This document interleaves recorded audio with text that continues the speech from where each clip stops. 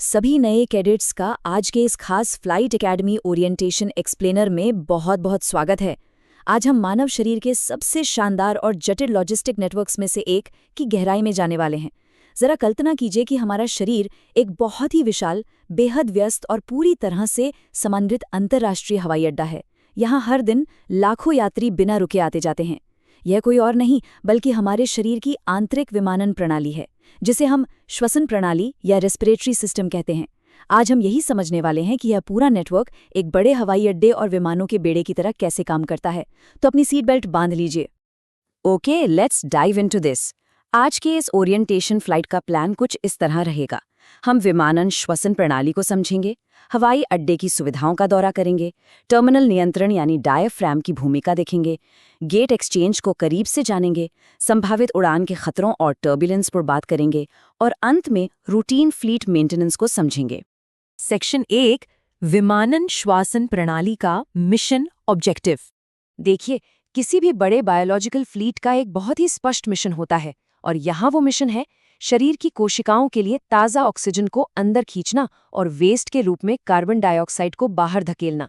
लेकिन सिर्फ ऑक्सीजन का ट्रांसपोर्ट ही सब कुछ नहीं है। इस फ्लीट के कुछ बहुत ही शानदार सहायक कार्य भी हैं। जब हवा अंदर आती है तो ये सिस्टम उसे गर्म करता है, उसमें नमी मिलाता है और एक सिक्योरिटी गार्ड की तरह हानिकारक कणों को रोकता है। इतना ही नहीं, यह हमारे बोलने के लिए वोकल कॉर्ड्स में कंपन पैदा करता है, सूंघने के लिए अणुओं को ट्रांसपोर्ट करता है और खून से कार्बन डाइऑक्साइड निकालकर शरीर के एसिडिटी लेवल को भी एकदम बैलेंस रखता है। मतलब ये पूरा का पूरा एक मास्टर सपोर्ट नेटवर्क है।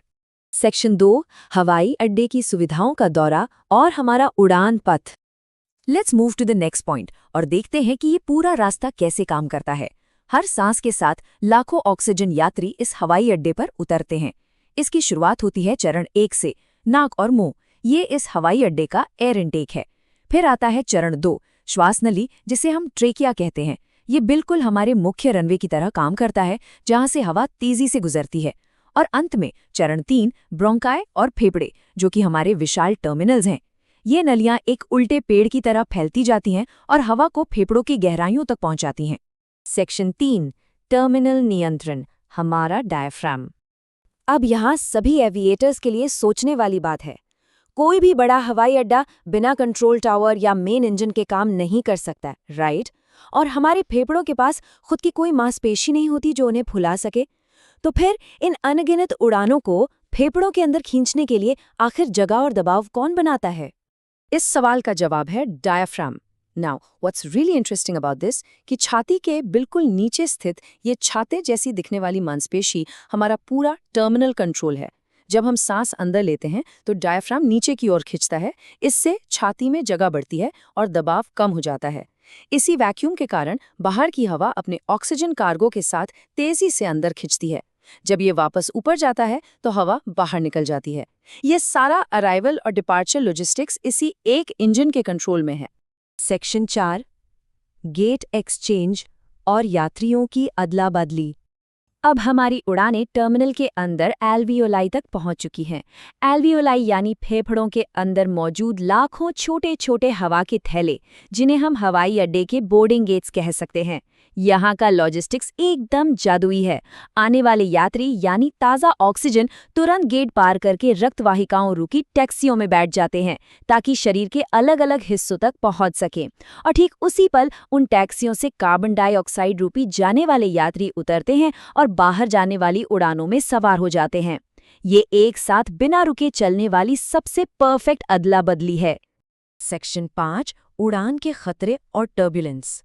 हम सब जानते हैं कि आसमान हमेशा साफ नहीं होता। हवा में धूल, कीटाणु और बहुत कुछ होता है। लेकिन हमारे शरीर ने भी जबरदस्त एयरपोर्ट सिक्योरिटी बना रखी है। हमारे वायुमार्ग में छोटे छोटे बाल होते हैं, जिन्हें सिलिया कहते हैं, जो धूल और जर्म्स को छानते हैं। म्यूकस या बलगम इन अड़चनों को फंसा लेता है। फिर ये सिलिया एक लहर की तरह चलते हुए इन खतरों को ऊपर की ओर धकेलते हैं, ताकि हम उन्हें खांसकर बाहर निकाल सकें। और हाँ, हमारे साइनसेस इस बात का ध्यान रखते हैं कि हवा में नमी का स्तर बिल्कुल सही रहे। इतनी कड़ी सुरक्षा के बाद भी कभी कभी फ्लीट में टर्बुलेंस आ सकता है।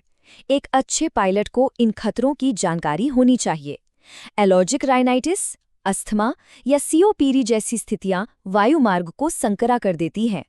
इसके अलावा फ्लू, निमोनिया जैसे संक्रमण या आईएलडी जैसी फेफड़ों की स्कारिंग की वजह से भी इस विमानन नेटवर्क में भारी रुकावटें आ सकती हैं। ऐसे समय में हमें मेडिकल ग्राउंड सपोर्ट की जरूरत पड़ती है। सेक्शन 6 नियमित fleet maintenance. So the crucial point is, अगर हमें इस शानदार सिस्टम को लंबे समय तक सुचारू रूप से चलाना है तो हमें अपने फ्लीट का मेंटेनेंस करना होगा। इसके प्रोटोकॉल बहुत सिंपल हैं। धूम्रपान या वेपिंग बिल्कुल ना करें, ये हमारे रनवे को सीधे तौर पर तबाह कर देता है। प्रदूषकों से बचें, हाइड्रेटेड रहें ताकि बलगम पतला रहे और आसानी से साफ हो सके। फेफड़ों की क्षमता बढ़ाने के लिए नियमित व्यायाम करें। और सबसे आसान सुरक्षा उपाय, संक्रमण को टर्मिनल में घुसने से रोकने के लिए अपने हाथ नियमित रूप से धोते रहें। इस पूरे बायोलॉजिकल एयरपोर्ट को समझने के बाद क्लीवलैंड क्लिनिक का ये कोड एकदम सटीक बैठता है। सांस अंदर लें, सांस बाहर छोड़ें। सबसे महत्वपूर्ण बात यह है कि श्वसन प्रणाली कोशिकाओं को ऊर्जा देने के लिए ऑक्सीजन लाती है और कार्बन डाइऑक्साइड से छुटकारा दिलाती है। ये सुनने में भले ही बहुत बेसिक लगे, लेकिन यही वो रिदम है जो हर पल हमें जिंदा रखती है। और अंत में, यहाँ से विदा लेने से पहले एक पल के लिए जरा इस बारे में सोचिए। हम हर दिन बिना सोचे हजारों बार सांस लेते हैं, लेकिन क्या हो अगर ये सिस्टम अचानक से ऑटोमेटिक ना रहे? अगर हमें हर एक उड़ान को, हर एक सांस को मैन्युअली रूप से कंट्रोल करना पड़े, तो ये पूरा का पूरा फ्लीट कितनी जल्दी ठप पड़ जाएगा। ये विचार हमें बताता है कि हमारा ये आंतरिक विमानन नेटवर्क कितना नाजुक और कितना महत्वपूर्ण है। इसलिए अपनी श्वसन प्रणाली का सम्मान करें और इसे हमेशा सुरक्षित रखें। आज के ओरिएंटेशन एक्सप्लेनर में बस इतना ही। सुरक्षित उड़ान भरते रहें।